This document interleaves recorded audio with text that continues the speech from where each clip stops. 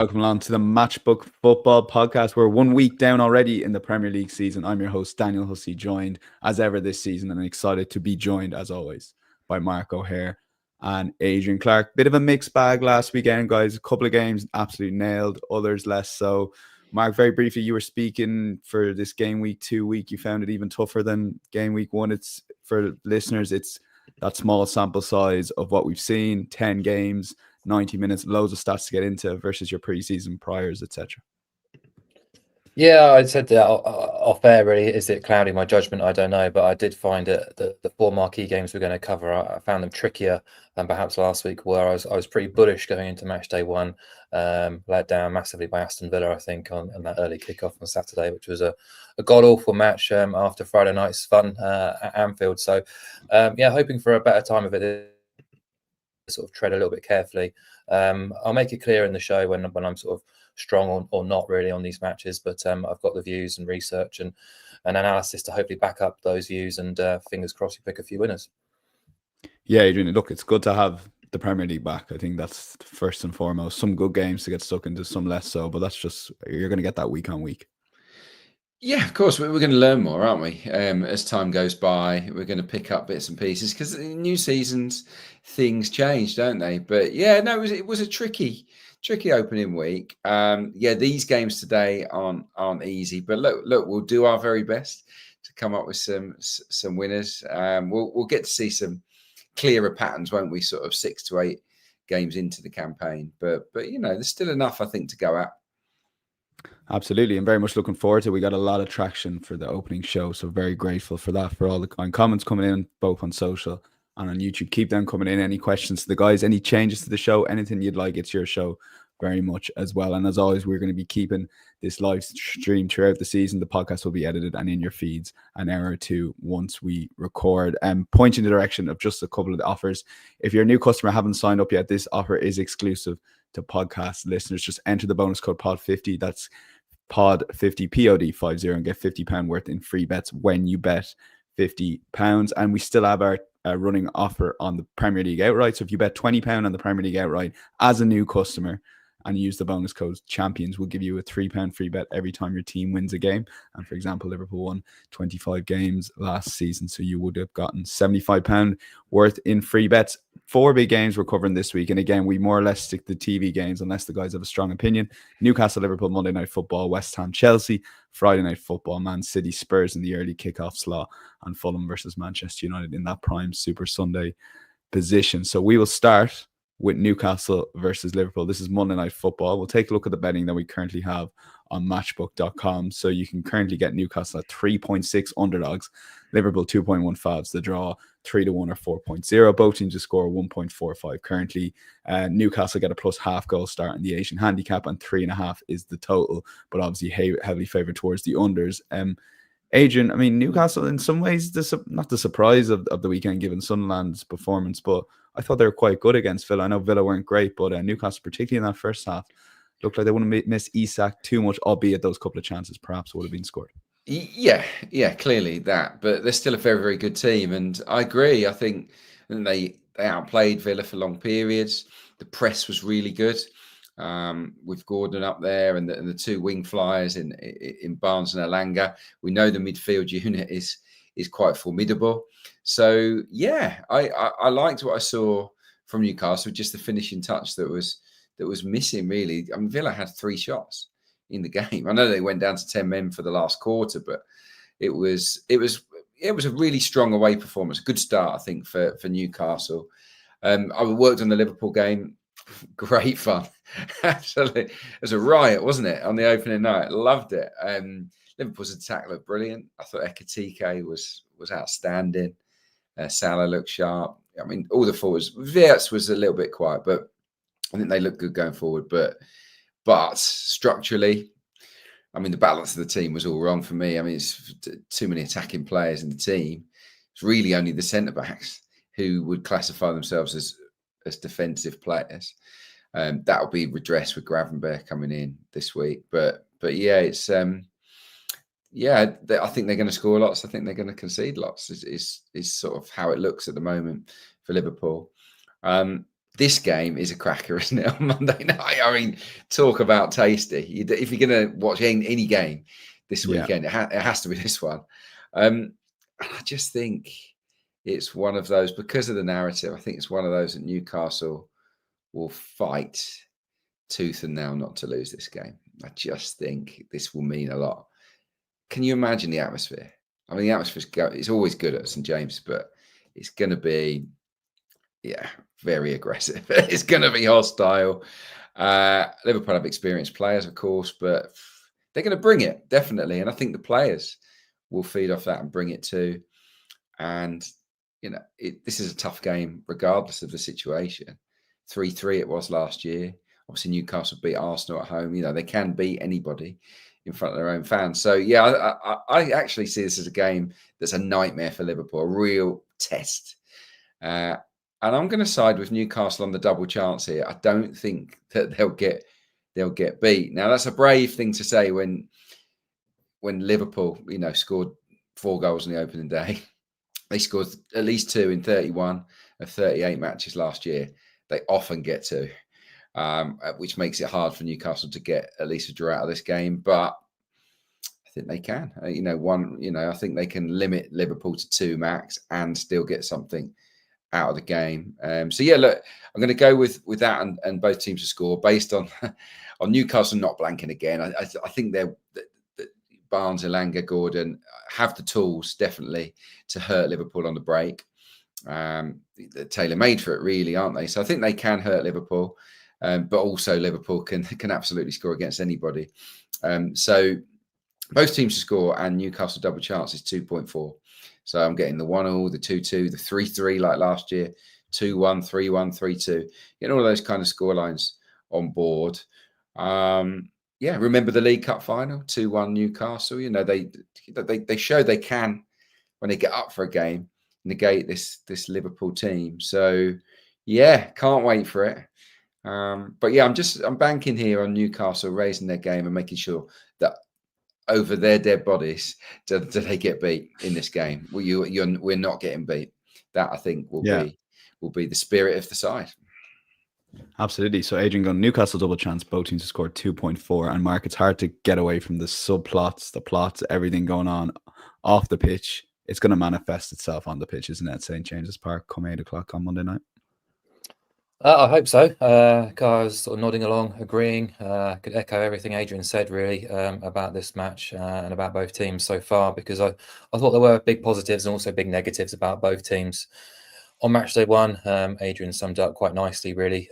Newcastle were very good both before and after the red card, but just looked a little bit disjointed in attack. The midfield energy was definitely there. Defensively, they looked okay. Villa didn't offer a huge amount, did they? So, until the Isak issue is fixed, or they bring someone else in to sort of replace him, that's going to be an area of weakness. But I think there was enough encouragement in Liverpool's performance against Bournemouth that we can expect Newcastle to cause problems, have a threat, and get on the score sheet at the very least. So, I thought Liverpool were very exciting, obviously, in the final third, but they did nearly chuck that game away, didn't they? Sort of attempting to sit on that lead before the end of flourish they had there. But Gravenberch will help. I'm not sure he solves everything though, and that's the issue really. Look back at last season. Trent and Robertson were pretty attack minded, obviously, but not quite as gung ho as Frimpong and Kirkez. So you're effectively leaving Van Dijk and Konate exposed pretty much the whole game, and I'm not sure you can do that at St James's Park and get away with it. So I do fancy Newcastle to put them under huge amounts of pressure under the lights at St James's Park on a Monday night. So not sure it will be the 3-3, but I do fancy goals. Newcastle winless in 8 now hosting Liverpool, but they've given them some really tough tests at St James's Park, and Adrian's right to reference the cup victory too. So they'll be up for this, obviously. I looked at Liverpool's price actually as well, just out of interest, and it's a similar-ish price to what they were coming here last season, which doesn't seem entirely fair based on the fact that there's no Isak, and they only won 3 of their 10 trips to the top 11 last season, and they actually conceded at least twice in 6 of those 11 as well. So I can quite happily leave Liverpool alone, especially after being encouraged by Newcastle last week. So I've decided to package both teams to score and hope that everything Adrian's talking about does manifest itself into cards, because I got over 3.5 cards alongside both both teams scoring at 192. We've laid the foundation for goals already. Both teams scored in 7 of Liverpool's 10 trips to the top 11. We've seen their weaknesses now against both Palace and Bournemouth. No reason to sort of expect that to be completely changed this weekend. And cards wise, it's Simon Hooper here, and he did the Arsenal Man United match, delivered a sort of late flurry of cards. Big atmosphere expected. Night match at St James's. He's now given 4 cards or more in 81% of his league matches going back to the start of last season. And games between these two teams do tend to be pretty feisty. 5 of the last 6 on Tyneside have seen at least 4 cards. So over 3.5 cards packaged alongside both teams to score gives you a 192 shot. Okay, and this is going to be our £10 money back podcast bet builder, which got off to a successful start in week 1. So put a £10 treble or in the matchbook bet builder of Newcastle double chance, both teams to score and over 3.5 cards. You get a 2-to-1 shot, 3.0, and if it loses, you get your money back as a free bet the following day. So we'll move on to West Ham versus Chelsea. This is Friday night game. Take a look at the betting we currently have on matchbook.com. West Ham are 5.4 underdogs. Chelsea 1.75, the draw 4.3, both teams to score at 1.8. 3/4 goal start for West Ham on the Asian handicap line, and 2.5 is the total here. Mark, we'll throw this straight back to you. We'll have to quickly, briefly touch on the 2 relegation shouts outright. We're 1 out of 38 into the Premier League season. Forest, you got completely wrong. West Ham, you got completely right. There's your there's your short sample size takes so far, Mark. Yeah, well, I've had Forest fans telling me already since Sunday's match that I mean, they did all last week telling me I'm an idiot, but even more so after Sunday's match. So on West Ham, terrible start, wasn't it? The scoreline perhaps a bit of a surprise, but I don't think many people were shocked by the fact that Sunderland beat them. As I said, you say I put them up for relegation.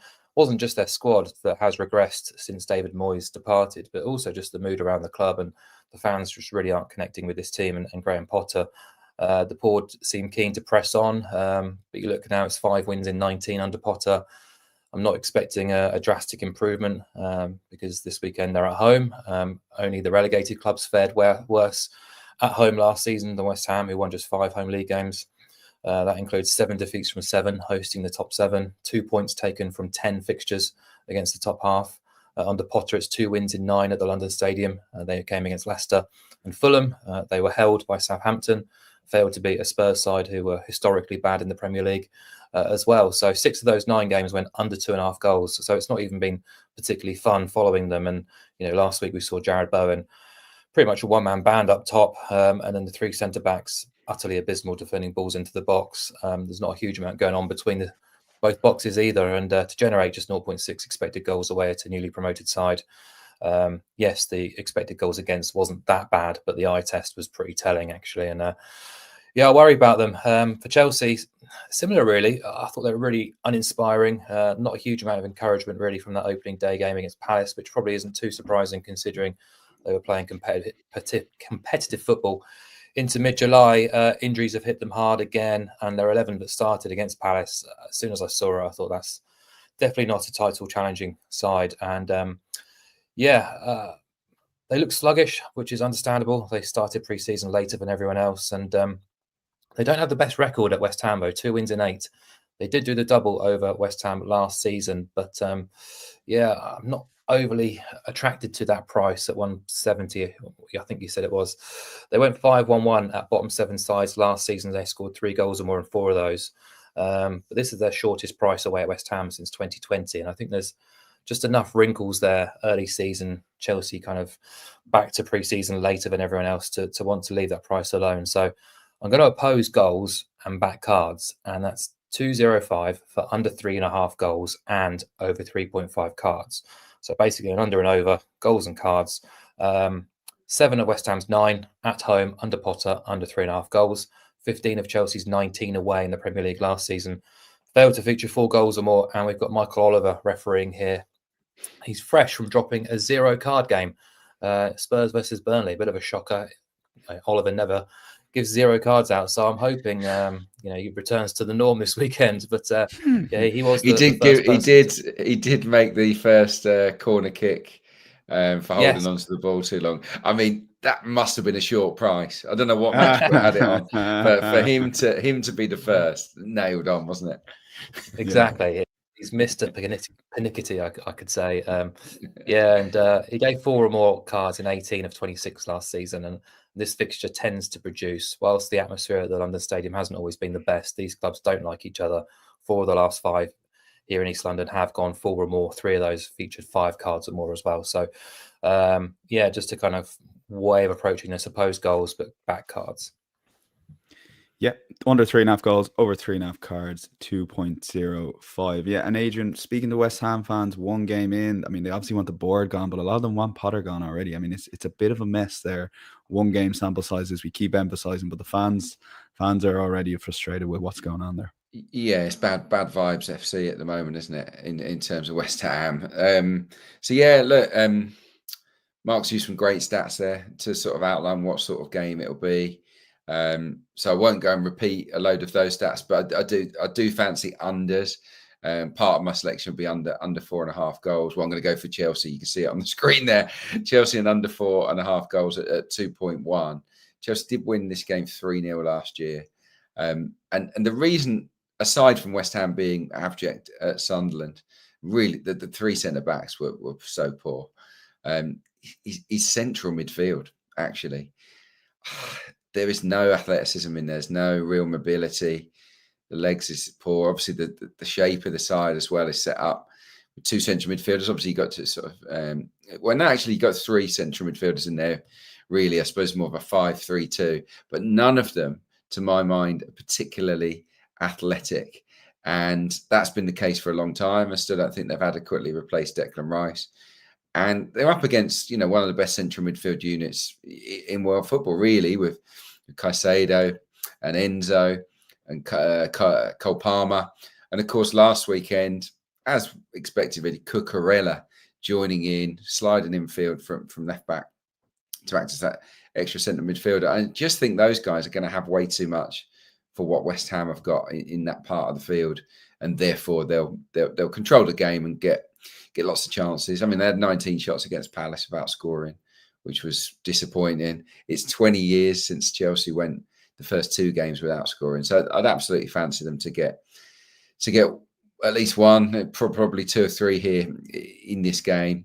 You can't be confident about West Ham at all, aside from Jarrod Bowen, who's a fantastic player. The only other thing I'd say in West Ham favour would be Aaron Wan-Bissaka and Diouf. The 2 wing backs, I think they do have potential to be really good wing backs this season. And if Cucurella does slip in field, it might leave space for Wan-Bissaka to raid down that side. But yeah, based on West Ham's mood and that first performance, I have to side with Chelsea here. I didn't think they were that bad against Palace. The wingers will run at them for fun. The midfield will dominate. And even though I don't think it'll be, a thriller in terms of loads of goals, I think Chelsea will win. So Chelsea and under 4.5 goals, it just bumps the price up, doesn't it, to 2.1, which is definitely more palatable than the 1.7-ish that you can get on Chelsea on the nose. And as Mark said, Chelsea away games, West Ham home games under the Potter, almost always under 3.5. So we're playing it a little bit safe, if anything, with the 4.5 mark. Okay, yeah, take your pick on either selection. Both available on insights.matchball.com after the game. Could have the potential to be turned toxic there on Friday night. Let's move on to Manchester City versus Spurs. This is the early kickoff here. City at around the 1-2 mark on Matchbook. Spurs 7.2. The draw 5.1. Both teams to score, yes, 1.7. Spurs will get a 1.25 goal head start on the Asian handicap line. 3.5 the total here. Mark, we'll bring it back to you. Both sides very impressive, I would say. Spurs have shown they can beat a side like Burnley at home, but they also shown against PSG that maybe against the big boys they'll do just what Thomas Frank did at Brentford and just change to a back 5. We're expecting a back 5 on taking it at the Etihad on Saturday. Yeah, absolutely. That's the sort of adaptability that Thomas Frank does bring. He's proven it in the past, so no reason why we shouldn't expect it to happen again this weekend. And yeah, I'm really looking forward to this game. I did find it tricky from a punting perspective, almost trying to use it as a bit of a watching brief, really, just to see where these 2 teams really are at, because Man City were very, very good, but against a very average Wolves side last weekend. And Obviously, Reinders made a huge impact. Haaland was scoring again.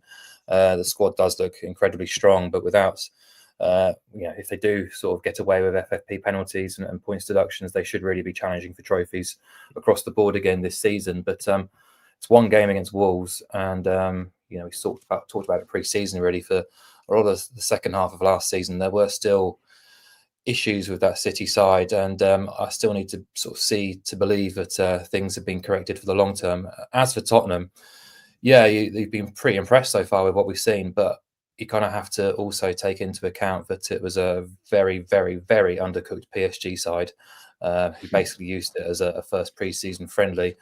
Yes, Spurs impressed, but they didn't win the game either. And then probably the worst team in the league playing them at home. So again, some promising signs, but between the first goal and the second goal, Burnley had a decent amount of play actually at Tottenham Hotspur Stadium last weekend. So Frank will adapt.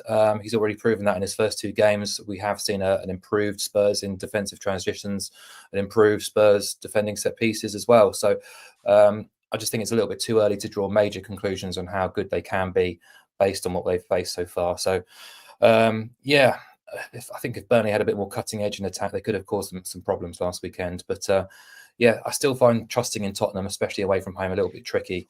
They lost 47% of their away games under Postecoglou in the Premier League, and that's not easily fixed, I don't think, overnight or after a pre-season. So they do have the pedigree, of course, at the Etihad. They've lost just twice there in 6 Premier League trips. They had that astonishing win last year as well, winning 4-0. They've scored twice or more in 5 of the last 6 at the Etihad as well, which is mightily impressive. And if you look at what Thomas Frank did at Brentford last season, as well as that tactical shift, his Bees team actually scored in 7 of 9 trips to the top half. So they will obviously offer a threat. There's plenty of attacking talent there. Richarlison is clearly confident right now, fancies the competition with Solanke, who is fit again, to start up front. So there's good competition for places there. And also, I remember sort of harking back to the Europa League final when we talked about Spurs when they have their first choice defence out, how competitive they can be. So I don't want to dismiss them, but at the same time, I don't really want to have them on side yet either. And City, they should win this game. Their record when hosting is always pretty strong. I'm just happy to sit the match result out actually, and instead go down the route of goals and cards for some interest. And both teams to score and both teams to be carded is almost even money. Doesn't require a huge amount really to get this over the line. Both teams were carded in 16 of City's 19 home league games last season. It's landed in 9 of the last 11 head-to-head at the Etihad. 6 cards were flashed in this match last season as well. And you've got Peter Banks here refereeing. 85% of his games last year went over 2.5 cards. 85% also saw both teams booked as well. So, I think Spurs can cause City problems, but not willing to kind of pull the trigger on either team just yet at these kind of prices and lines. So I'll back both teams to score and both teams carded at 195. Okay, boost from 1.7 with both teams to score on the exchange. Adrian, impressed by both sides in different ways last weekend and heading into the early kickoff here? Of course, yeah. You couldn't fail to have been impressed with both teams. I mean, City probably would have star turns, weren't they? I thought that was a really comprehensive performance and win. Some great individual performances. Obviously, Reinders had a blinder. Bob was good. Haaland looked ever so sharp, didn't he? His finishing was good.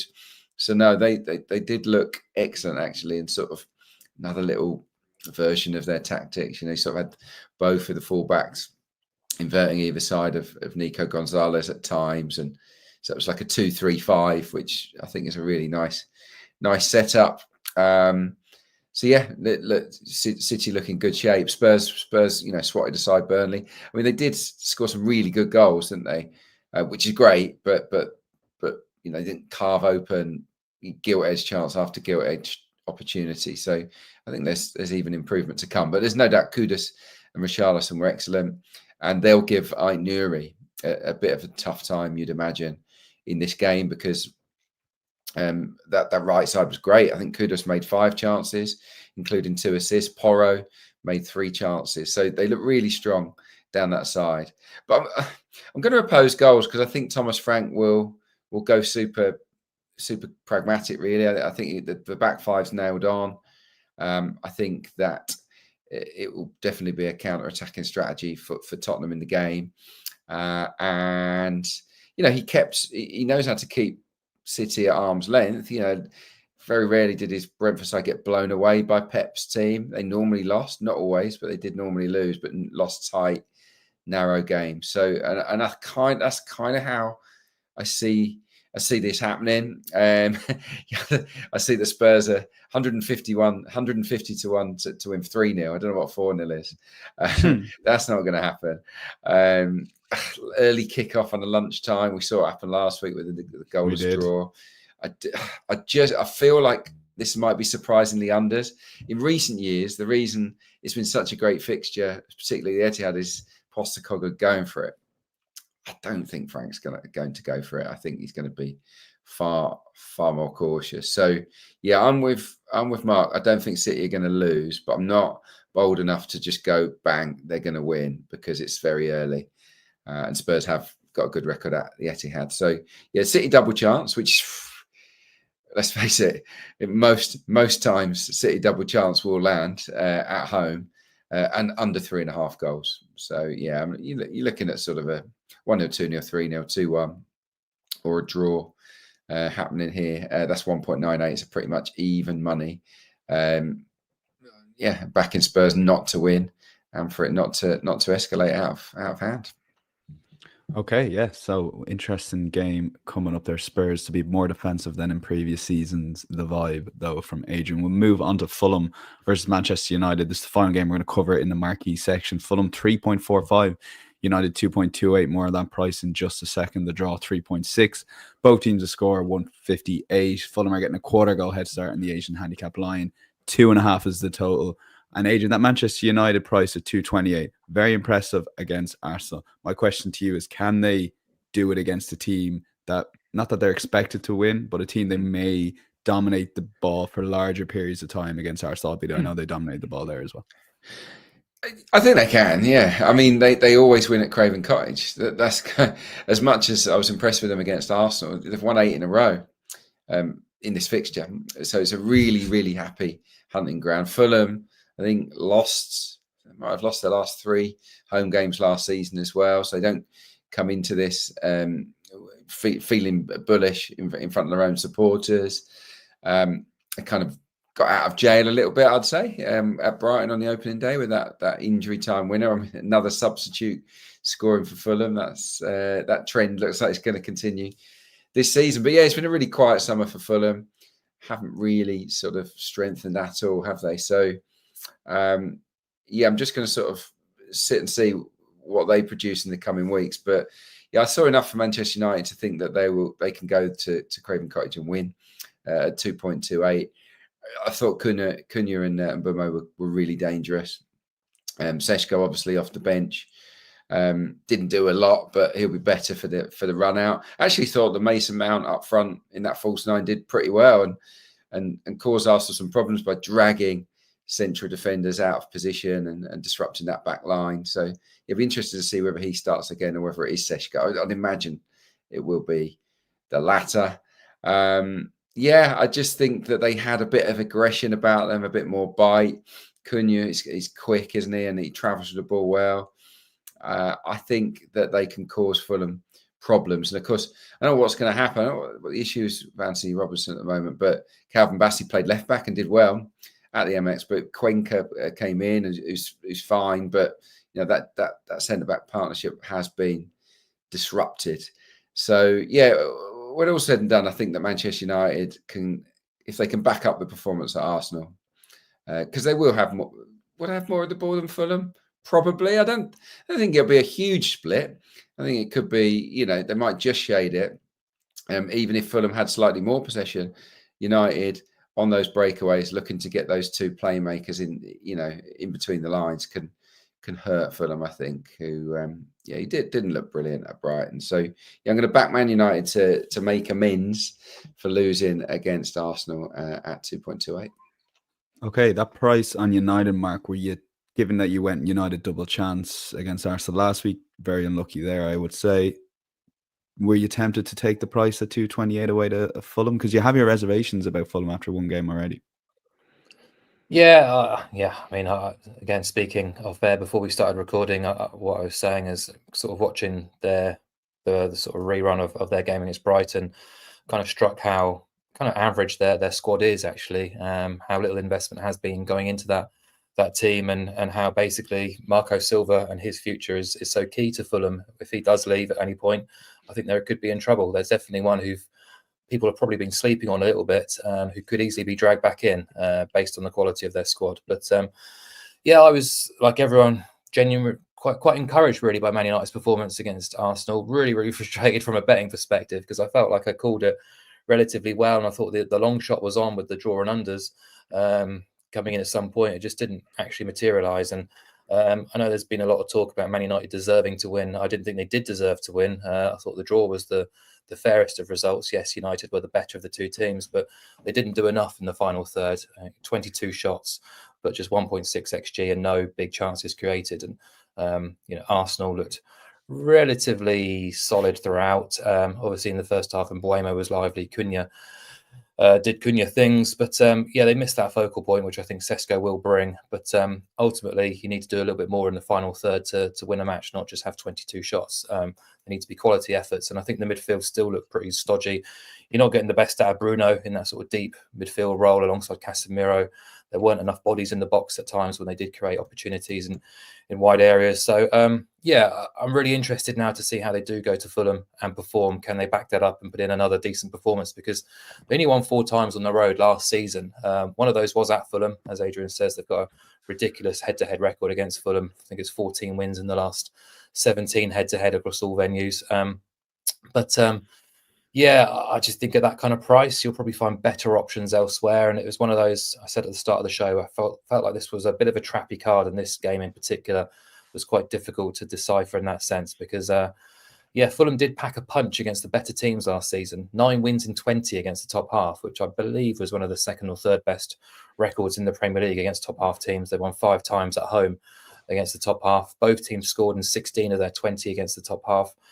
Both teams scored in 14 of 19 at the Cottage as well. And they only managed 2 clean sheets in that same sample. So, they probably did get out of jail last weekend against Brighton. Brighton sort of very profligate with some finishing in the final 15 minutes or so, and then defended really poorly from the set piece to concede that draw. But I'm expecting a bit better from Fulham just because they're at home, first game of the season in front of their supporters. But I can't quite pull the trigger on United. So happy to get to sort of leave the match result alone and the handicap. Instead, look at goals. I think United will get on the score sheet this weekend, looking at that Fulham rear guard. But Fulham, as I say, will pack a punch as they have done under Marco Silva against the better teams. So both teams to score, and I'll combine it with under 6.5 cards, just a bit of a, just to top the price up a little bit to, 195.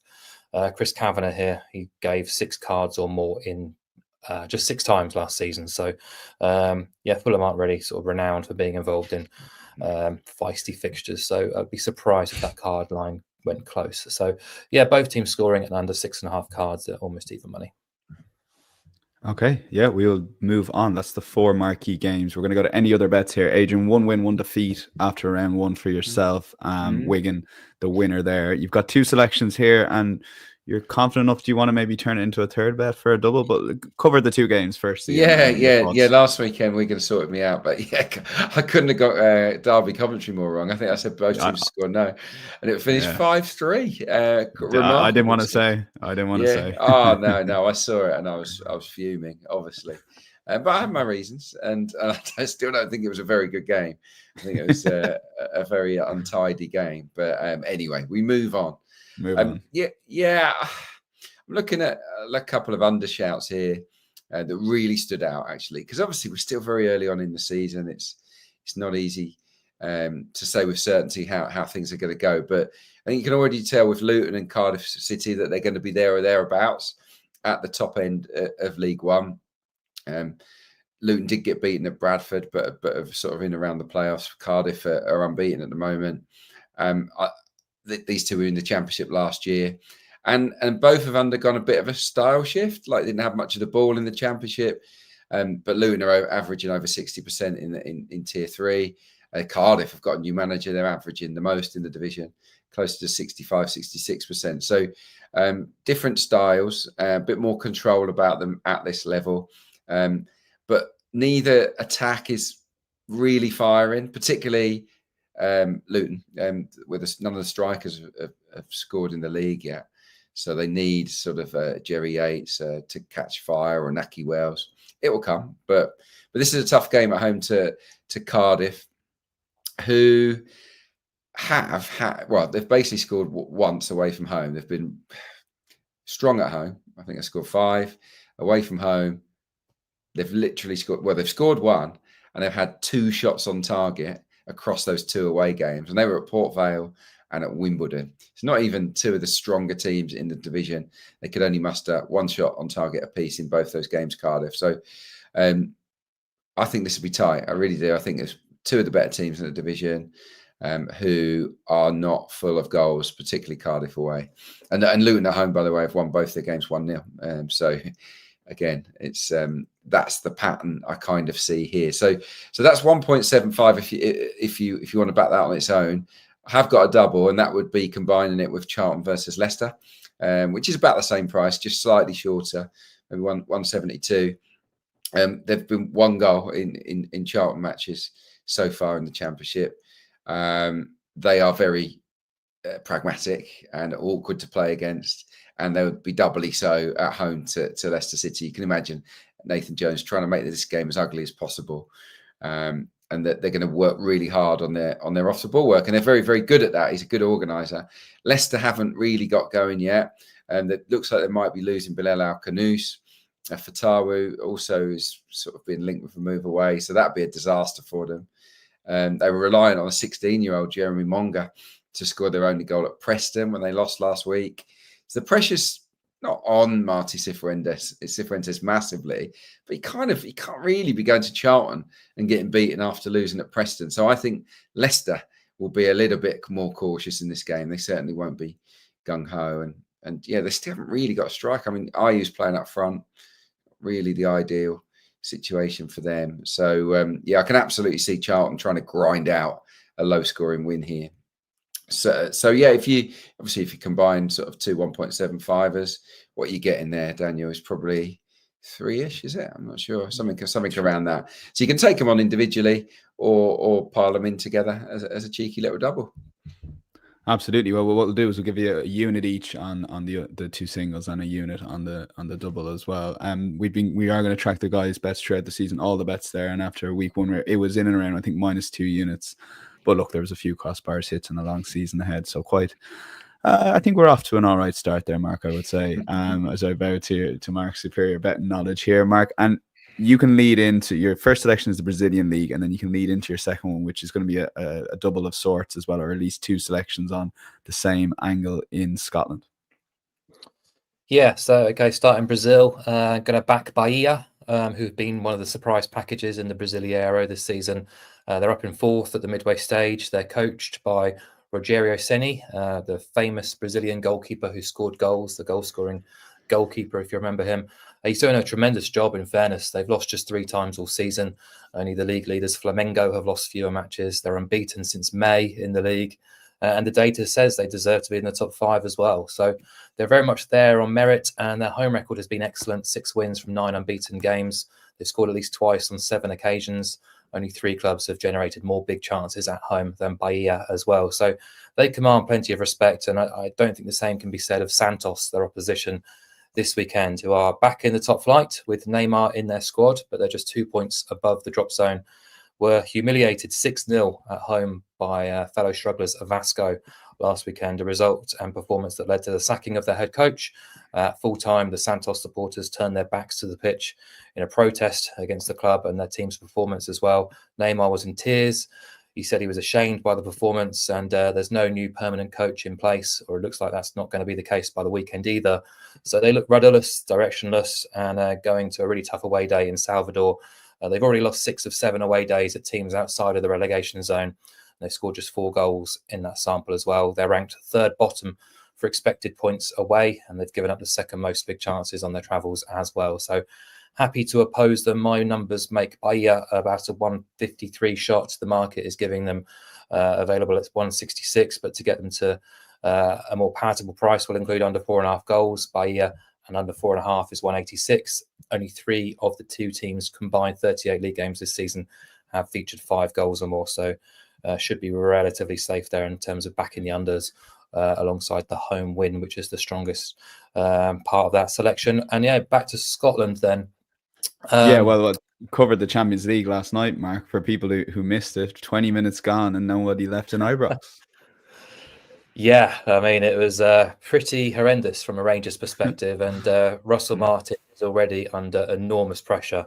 Only appointed in the summer, but it's not an exaggeration now to say that his and Rangers' season is very much on the line in the next week or so, because domestically and in Europe, they've been pretty shocking for the most part. They failed to win either of their opening Scottish Premiership matches, held at home by Dundee last weekend, which is a real shocker, but followed an opening day draw at Motherwell. They had progressed in the Champions League qualifiers by overcoming Panathinaikos and Pilsen, which looks good on paper, but there were kind of warning signs in both of those ties. And on Tuesday, we saw everything come to roost really against Club Brugge. Terrible defending, errors, decision making, the whole lot, just absolutely appalling. And yeah, fans were leaving after 20 minutes. The supporters who stayed were booing. It was all quite ugly actually. And they got a goal back in the second half, but it's now an enormous task for them to qualify for the Champions League. They're already 4 points off Celtic in the Premiership and sort of on the verge of Champions League elimination. So we're not even at August yet. And like as a sort of, I wouldn't say a typical Russell Martin team, but we've seen this particularly at the start of his stints with all his clubs really. There's very little sort of midfield or defensive discipline as they try and get round to his way of playing, and there's not a huge amount of adaptability either. So Brugge could have easily had 5 or 6 on Tuesday night against Panathinaikos and Pilsen.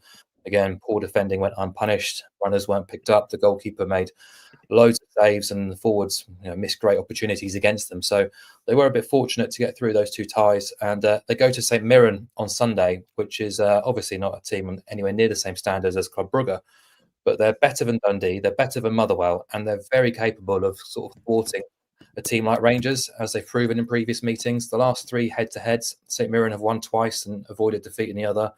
St Mirren haven't actually lost by a margin of 2 goals or more in any of the last 6 meetings against Rangers.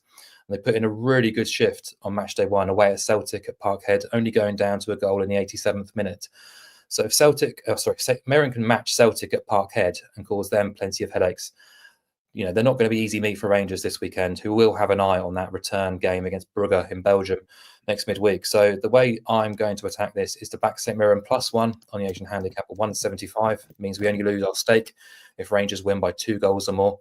Rangers won just 9 of 22 away domestic games last season. Just 4 of those were by 2 goals or more. And St Mirren lost by 2 goals or more just twice at home last season. Both were by the same margin against Celtic. So I think that's a relatively safe approach there. But obviously the long shot is to back St Mirren to win, which is 4-1, 5.0. They are supremely organised, difficult to beat, defensively strong, all the characteristics that are a million miles away from Rangers right now. It's a really tricky game, I think, for Rangers and Russell Martin, just days after that Brugge embarrassment, days before the return game. As I say, they've got a really poor recent record in head-to-heads against St Mirren too, including losing at home to them at Ibrox last season. So, if St Mirren can give Celtic a good run for the money, there's no reason why they can't do similar against Rangers and bank a big price win. Not gonna lie, really love the case. Perhaps the market might agree there as well. I mean, we might see a little bit of traction in that price. That is 5.0 currently on Matchbook. Adrian, now I love this. I love a good 0-0 bet. I mean, what you do is when you have a 0-0 bet, you sit down, put the phone away, and you've 90 minutes of concentrating on a game. You don't miss a second for any defensive slip up here. But you think in the Premier League, which is just known for goals, you think you found a 0-0 this weekend. So fair play. I'm looking forward to backing it and being on board with you. I do like an unders. I mean, in this trend of more goals being scored, probably is working against me. But yeah, when I looked at the card and I was looking for a bit of value here, I was just thinking, there's some good prices this weekend. I mean, Spurs 7.2 at the Etihad with their record isn't a horrible price. But Burnley 0, Sunderland 0, 9.4. Now Turf Moor last year, we all know that Burnley conceded very few goals. There have been changes. They've lost their goal. They've lost centre half, midfielder, etc. So it's not quite the same Burnley, but they've got that muscle memory of being tight, being hardworking, being really, really industrious. And first things first, don't get beat, don't concede. And I think there will be a heavy focus on that in the first game against a Sunderland team that will be absolutely buzzing, of course, after beating West Ham. Fun enough, I just think that this claret and blue team, will make it a bit harder for Sunderland to breach them. Certainly in the air, those two-headed goals. I think if that was against Burnley, the defending would have been significantly better. Part of the reason I've gone for this is history. Their last 3 meetings have produced a grand total of 1 goal. And the last 2 times Sunderland have gone to Turf Moor, it's finished 0-0. I just think the context of the game, even though it's match week 2, this is absolutely a 6-pointer. This is absolutely a game you can't really afford to lose.